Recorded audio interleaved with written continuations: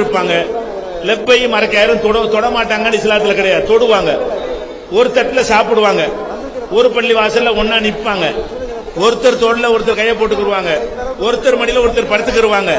ராவுத்தர் மரக்காயர் லெப்பைங்கிறவங்க எல்லாம் அது அடையாளம் சொல்வதற்கு சொல்லும் போது நாங்க ராவுத்தர் நாங்க மரக்காயர் சொல்லிக்கிருவாங்களே தவிர ராவுத்தர் தெருவுல மரக்காயர் வரக்கூடாது, மரக்காயர் குளித்த குளத்துல ராவுத்தர் குளிக்க கூடாது அப்படி இருக்கான்னு கேட்டா கிடையாது.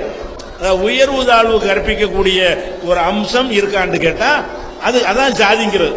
அந்த ஜாதி இஸ்லாத்தில் இல்லை. உருது முஸ்லீம் தமிழ் முஸ்லீம் வந்து ரொம்ப கேவலமா நினைக்கிறாங்க. தமிழ் பேசுனா முஸ்லீமே கிடையாதுன்றாங்க. அவங்க தான் வந்து ரசூலுல்லாஹ்வுடைய வாரிசுங்களாம். நம்ம எல்லாம் தமிழ் பேசுறவங்க எல்லாம் கிடையாதான். அவங்க வந்து அவங்க தொழுற இடத்துல நம்ம தொழுத அந்த இடத்த கழுவி விட்டுறாங்க. ரெண்டாவது நம்ம கூட அவங்க சம்பந்தம் பண்ணிக்க மாட்டாங்களாம், பொண்ணு தர மாட்டாங்களாம், பொண்ணு எடுக்க மாட்டாங்களாம். நம்ம முஸ்லீம் இல்லையா, அவங்கதான் ரசூலுல்லாஹ்வோட வாரிசுங்கன்னு சொல்றாங்க. இது உண்மையா பொய்யான்னு தெரியணும். ஒரு விஷயத்தை விளங்கிக்கிறனும், அவங்க அந்த தொழுதா கழுவி விடுறாங்கன்னு சொல்றாங்க இல்லையா, அது இந்த போராங்கிற குரூப்ல இருக்குது. அவங்க ஊருக்கு பேசுவாங்க.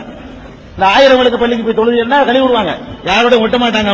அவங்களுடைய பள்ளிகளுக்கு நம்ம எல்லாம் போனோம்னா கழுவி விடுவாங்க. உள்ள இல்லாத அவங்க சொல்லல, அது ஒரு பக்கம் இருக்குது. அது நம்ம வட்டத்தில் அவங்க சொன்னாலும் வேற போறது இல்ல. இதுல எதுல உண்மை? ரெண்டும் உண்மைதானே. என்னடா சொல்ற? அவர்கிட்ட வாங்கின காசுக்கு ஏணி சின்னத்துல ஒரு குத்து, உங்ககிட்ட வாங்கின காசுக்கு தென்னை மரம் சின்னத்துல ஒரு குத்து. ஆக மொத்தம் 2 குத்து.